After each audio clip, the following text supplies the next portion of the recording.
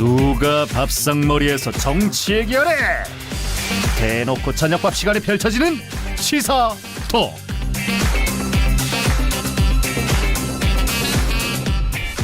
네, 경남 도민의 시선으로 토론해보는 뉴스테이블, 경남의 두 청년 정치인 모시고 오늘 이야기 나눠보려 합니다.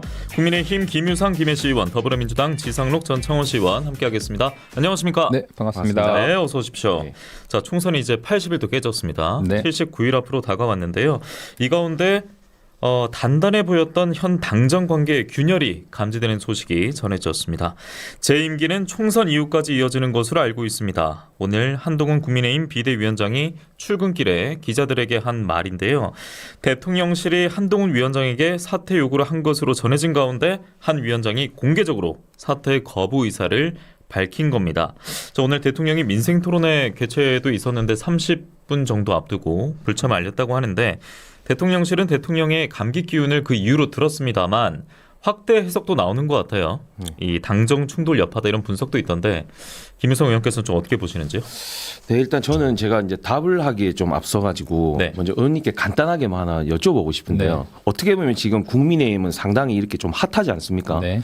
근데 민주당은 그에 비해서 너무 조용한데 조용한 혹시 이유가 있습니까? 조용한 이유는 민주당은 지금 이재명 체제로 잘 굴러가기 때문인 거고요. 잘 굴러가서. 네. 국민의힘은 지금 네. 시끄럽다고 말씀하셨는데 네. 이게 좋은 의미로 시끄러워야 되는데 지금 국민들이 눈살을 찌푸리게 하는 이유로 시끄러운 거기 때문에 제가 봤을 때는 좋은 오히려 내용이 이제 아닌가 저희가 사실 김기현 대표 체제 당시에 그 김태우 강서구청장 보궐선거 나오게 해서 참패하고 이 이후에 저는 오히려 좀 제자리를 찾아가는 모습이다. 저는 이렇게 좀 말씀드리고 싶어요. 왜냐하면은 저는 오히려 아까는 이재명 대표 체제로 잘 돌아가고 있다고 말씀 주셨지만은 저는 약간 소름 돋는 침묵이다. 저는 이렇게 좀 말씀을 드리고 싶거든요. 왜냐하면은 예를 들어 가지고 민주당의 5가지 핵심 공천 룰 중에요. 도덕성 당연히 들어가 있겠죠. 그 도덕성에 봤을 때 그럼에도 불구하고 아까 저 때도 한번 말씀드렸지만은 대장동, 위례, 성남 FC, 백현동 이 뇌물 재판 받고 있는 이재명 대표도 지금 적격으로 지금 된 걸로 알고 있고요. 그다음에 선거 개입 혐의가 확실한 황운하 의원도 지금 적격으로 저는 알고 있습니다. 그리고 노웅래 의원도 뇌물 혐의 있지만은 지금 적격으로 돼 있고요. 그리고 친이계로 지금 되어 있는 보면은 1억 원대 사기 혐의로 이제 기소 재판 중인 경기에 보면은 의원 가천 거기에 보면 이은영 후보 이분도 지금 공천 예비 심사 후보 통과한 걸로 알고 있거든요. 그러니까 이런 부분들이 봤을 때 지금 이제 민주당에서 대법원 이제 판결이 확정되기 전까지는 무죄 추정의 원칙에 따라 처리하겠다 이렇게 얘기하는데 과연 이걸 국민들이 수긍할 수 있을까? 그래서 저는 아무것도 하지 않으면 아무 일도 일어나지 않는다. 좀 이렇게 말씀드리고 싶어요. 지금 국민의힘 리스크에 대해서 질문드렸는데 민주당의 리스크로 평가받는 것들에 대해서 답을 아무래도 하시면. 지금 이제 오늘의 주제라든지 요즘의 주제가 다 국민의힘에게 불리한 국민의힘이 문제가 되는 주제들이 많기 때문에 오늘 김유상 의원님께서 갑자기 이런 질문을 좀 던져주신 것 같은데요. 지금 민주당이 조용한 이유는 소름 끼칠 필요는 전혀 없을 것 같습니다. 이미 탈당하실 분들 다 탈당을 했고요. 그래서 좀 정리되어 있던 부분이 있고 국민의힘 같은 경우는 지금 대통령이 당정 개입을 계속 하기 때문에 계속 시끄러운 것이죠. 이것은 국민의힘과 민주당의 지금 분위기는 이렇기 때문에 틀리다라는 말씀을 드리겠습니다. 그래서 사실 이때까지 봤을 때 그 누구도 윤석열 대통령에 대해 가지고 반하는 모습을 보이지 않았었거든요. 근데 이번에 이제 한동훈 비대위원장의 이런 소신들은 제가 봤을 때는 국민들로 하여금 조금 더 신선하게 받아들여질 것 같고 사실 이때까지는 보면 한동훈 비대위원장 보고 용산의 아바타다, 예. 이중대다 이렇게 얘기하다가 지금 이런 싸움 이제 오히려 이런 장면이 나오니까 싸움을 오히려 부추기는 듯한 이런 스탠스들은 저는 오히려 이런 모습들이 민주당이 조금 더 구태한 모습이 아닌가. 그러면 의원님께서는 지금 한동훈 위 비대위원장이 윤석열 대통령에게 반기를 든 것이 되게 잘했다는 말씀을 해주시는 거죠. 잘했다기보다 제가 이제 정리를 해서 말씀드리면은 시끄럽다는 것은 결국 이제 변화하고 있다는 것이고 이게 이제 건전한 정당의 문화로 저는 자리매김하는 근데 그 과정이다. 변화를 하는데 대통령이 당무를 개입을 하면 되는 겁니까? 안 되는 겁니까? 대통령의 당무가 개입이라고 정확하게 말씀할 수는 없죠. 왜냐하면은 그 다음에서 제가 또 말씀드리겠지만은 아직 이것은 정확한 당무 개입이다 아니다는 저희가 조금 더 따져봐야 될 문제가 한동훈 아닌가. 위원장이 말을 했죠. 대통령 비서실장이 나에게 이런 말을 했지만 나는 더 할 것이라고 이야기를 했다는 것은 대통령이 직접 당무 개입을 했다는 걸 인정한 꼴이죠. 이거에 대해서는 정확하게 말씀을 해주셔야 되는 겁니다. 의원님께서. 사실은 이게 어떻게 보면은 여권 핵심 관계자의 전원 뭐 야권 핵심 관계자의 이야기 뭐 이런 것들 보면 사실 언론들이 가장 좋아하는 레퍼런스거든요. 왜냐하면은 우리가 근데 사실 이 시점에서 제일 짚어야 될 문제가 뭐냐면은 이관섭 대통령 비서실장과 한동훈 비대위원장이 그냥 만났다. 예. 이게 팩트입니다. 근데 그 이후에 보면은 그 자리에서 무슨 이야기를 나눴는지 이런 거 아는 사람이 없어요. 그런데 뭐 사퇴를 좀 하길 바란다는 입장을 전해진 것으로 알려졌다 이렇게도 보도는 나오고 있던데요. 보도만 나왔을 뿐. 아니죠.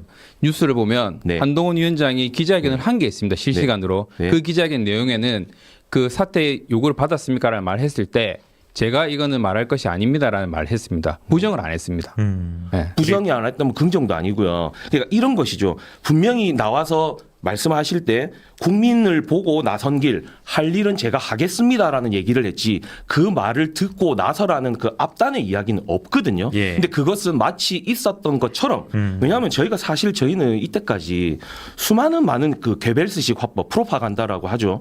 이런 부분에 많이 당해온 사실들이 사실 많습니다. 그렇기 때문에 그럼에도 불구하고 이제 국민들은 저는 많이 똑똑해지고 현명해졌다. 그래서 저는 이 점을 분명히 좀 말씀드리고 싶습니다. 그러니까 당무 개입이 없었는데 네. 지금 의원님 말씀은 아무런 당무 개입이 없었고 그냥 만난 것뿐인데 지금 한동훈 위원장이 반기를 들었다 안 들었다에 대한 이야기를 하고 있다는 말씀을 하시는 거죠. 그렇죠. 확대 해석이 자꾸 되는 거죠. 근데 그 확대 해석이라는 말씀이 되게 위험한 말인 게 뭐냐면요. 의원님 지금 어제 저녁부터 오늘 지금까지 모든 대한민국의 뉴스는 네. 한동훈과 윤석열의 관계가 지금 어떻냐에 대한 뉴스만 하고 있습니다. 그 뉴스가 다 지금 거짓말이라는 말씀이시죠. 아니죠. 거짓말이라기보다 그렇게 추측을 할 수 있는 그 과정들이고 결국 이 시끄럽다는 것은 아까도 말씀드렸지만은 우리 국민의힘이 지금 변화하고 있다. 옳은 방향으로 가고 있다. 왜냐하면 그 중도에 계신 우리 또 국민들이 봤을 때는 한동훈 위원장의 이런 스탠스가 오히려 더 신선하게 느껴질 수 있다. 아까도 말씀드렸지만은. 그러니까 그 변화의 물꼬가 네. 계속 이야기가 도는데 네. 그 변화의 물꼬가 국민의힘 안에서의 변화를 하면 되는데 네. 대통령은 당무 개입을 할 수 없는데 대통령이 당무 개입을 했기 때문에 이게 문제가 되는 겁니다. 그래서 민주당은 또 법적 조치를 검토하겠다 이렇게까지 지금 밝힌 의원님 상황이거든요. 노무현 대통령이 왜 탄핵 소추가 되셨습니까? 왜 탄핵안이 발의되셨습니까? 그때 당시에 어느 정도 개입을 이제 당무 개입 했던- 하셨잖아요. 네, 근데 그 어떤- 당무 개입이 열린 우리당을 지지해야 된다는 딱 그 말밖에 안 했습니다. 네. 그렇기 때문에 헌재에서는 이거는 탄핵에 안 된다고 말씀을 한 그때는 거예요. 정확한 워딩이 있었고요. 지금 워딩이 없어요. 그게 중요한 겁니다. 네. 그러면 과연- 지금 이렇게 예. 걷고 있는 국민의힘 길에 있어서는 그 촉매제 역할을 했던 거, 그걸 어찌 보면 뭐 도화선이 될 수도 있고 내관을 건드린 거일 수도 있는데 그게 이제 김건희 여사 명품백 수수 의혹에 대한 상반된 평가가 아닐까 싶습니다. 그리고 또 김경률 비대위원 마폴 출마 네. 관련 이야기도 있었고 네. 그 두 가지가 좀 키포인트 아니었을까 싶거든요. 그러니까 뭐 옳은 말 김경률 뭐 후보가 제가 봤을 때는 제가 봤을 때는 정상적인 말을 많이 했던데요. 그러니까 김건희 여사는- 여사에 있어서는 네. 명품백 수수가 정치 공작이라는 거는 당내 TK 시선이다 이렇게 그렇죠. 표현됐습니다. 그런 말 했고 그 이제 프랑스 제가 용어 생각나 그 이야기도 했었고 프랑스에서 이제 유명했던 마리 파치 때문에 앙뚜아네. 그 이야기도 네. 했었고 네. 그러니까 제가 봤을 때는 어찌 보면 중도의 입장에 되게 올바른 말을 했는데 그거는 윤석열 대통령한테 거슬리는 말이에요.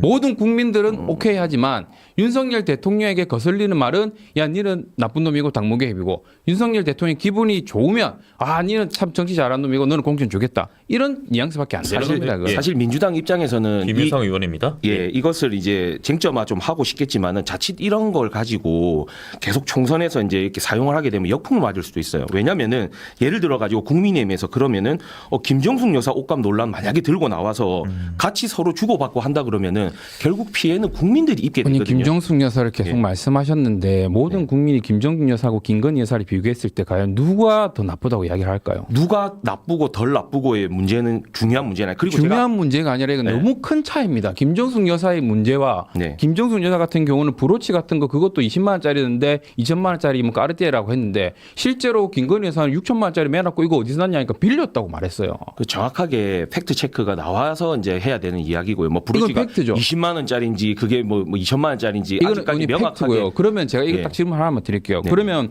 의원님께서는 지금 김건희 여사가 명품 수수 받으신 거 그 공작이라 생각하십니까? 공작이라기보다 그는 제가 이제 그거에 대해서 말씀드릴게요.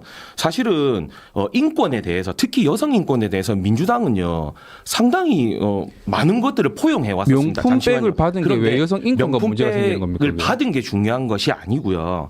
지금 봤을 때 사실은 우리가 이 대통령의 부인에 대한 이 함정 수사거든요. 어떻게 보면은 이런 거에 대한 인권은 과연 없는 것인지 몰카 공작이라는 아니, 이게 왜 말씀이십니까? 함정 수사가 아닌지 제가 딱 정확히 말씀드릴게요. 제가 이거 법적으로 한번 보고 왔어요. 네. 이 함정 수사가 되려면요. 네. 예를 들어서 그냥 정말로 갖고 가가 아무런 말도 없이 네. 그냥 가져가서 명품을 주고 오면요. 네. 함정이라 할 수 있어요. 네. 근데 김건희 여사한테 최 목사가 네. 사진을 보내놓고 제가 이거 드리러 만나러 가겠습니다라고 했어요. 그럼 언제 오세요라고 했어요. 이건 충분히 범위가 인정이 되는 겁니다. 예를 들어서 그 명품백을 보자기에 싸서 몰래 들고 간 것도 아니고요.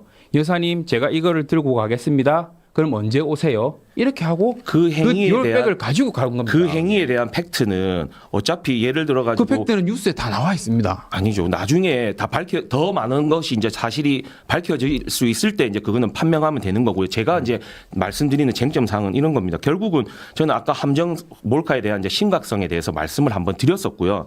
사실 노무현 정신이라고 봤을 때 예전에 그 우리 노무현 대통령 그 대권 후보 시절에 인천에서 말했을 때 많은 후보들이 그런 부분들을 가지고 많이 했습니다. 뭐 예를 들어서 여사님 그 장인어른에 대한 부분들. 근데 그 정면 돌파했던 게 뭡니까? 이런 아내 내가 버려야 됩니까? 이 정도로 거기에서 이미 뒤집어져서 대통령이 됐는데 알겠습니다. 이런 여성 인권에 대한 부분들도 사실 좀 짚어줘야 정면 되는 돌파를 했을 부분이라고 거면 생각합니다. 김건희 여사가 나가서 내가 명품 시계에 잘못 몰카 달려 받았다라고 있는 이야기를 하면 잘못된 거 되는 거죠, 아닙니까? 이거는. 예. 일단 이게 여당 쪽에서 불거지지 않았습니까? 그러니까 한동훈 위원장이 물러나야 된다. 네네. 뭐 사퇴설 그게 이제 이용 국민의힘 국회의원이 그 네. 의원 단체방에 있나 봐요. 예, 국민의힘 의원 단체방에 이제 유튜브 조선일보 기자 출신 운영하는 유튜브 내용을 요약한 것을 또 올리면서도 사과해야 수도권에서 승리한다는 것은 망상이다. 문재인 이재명 배우자 관련 사과하지 않았고 선거를 망치지도 않았다. 이런 식으로 좀 불거지면서 지금의 또 갈등까지도 비춰지고 있는 상황인데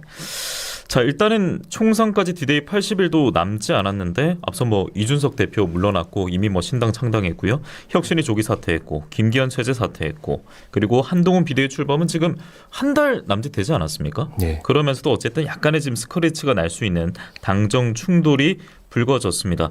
자, 그래서 이제 총선에 어떤 영향을 미칠 것인가 이 질문을 두 분께 다시 한번 드리고 싶은데 야당 입장에서는 김건희 여사 특검법 이것도 재표결 타이밍 어찌 보면 좀 재고 있는 상황이지 않습니까? 네. 여기에도 영향이 갈까요? 저는 충분히 영향이 간다 보고 있고요. 지금 윤석열 대통령과 한동훈 비대위원장의 싸움에서 저는 이길 것 같은 사람 저는 한동훈 비대위원장이 생각을 하고 있거든요. 아, 네. 왜냐하면 지금 한 20표 정도만 그 특검법에 찬성을 하게 되면 특검법은 발의가 되게 있고요. 예. 그러면 윤석열 대통령은 지금 한동훈 장관이 마음에 안 들어도 와 이거를 얘가 지금 나한테 대드는 거 봤을 때는 내가 더 세게 나오면 나도 한번 뒤통수 더 맞을 수 있겠구나라는 생각을 할 수도 있는 거고요. 그러니까 지금 뭐 이러지도 저러지도 못하고 있는 상황입니다. 예. 예. 그러니까 어째 보면 지금 이제 키는 민주당이 좀 들고 있는 상황인데 근데 그 키를 준 거는 다 지금 국민의힘이죠. 쉽게 말해서 아까 김성원님께서도 뭐 국민의힘의 좋은 변화라고 말씀했는데 그 이 싸움의 변화가 온 게 김건희 여사 문제가 이 명품백 수수 문제는 한동훈 위원장이 국민들 대부분에게 동의를 받지 못하는 좀 잘못된 행동이다. 이 말 한마디 때문에 지금 이런 상황이 온 겁니다. 그거에 대해서는 어떻게 생각하십니까? 이런 문제는요. 총선 그 즈음에서 가지고 그 문제를 삼을 사안은 저는 아니라고 봅니다. 충분히 대선 때 시간은 특검을- 총선 이후에 충분히 다루어도 될 문제입니다. 굳이 이걸 쟁점화 삼아 가지고 그럼 만약에 사과를 했다 쳤을 때 그럼 이제 그 사과하고 나면은 사과의 진정성이 없다. 또 그러면은 이제 사과했으니까 물러나라.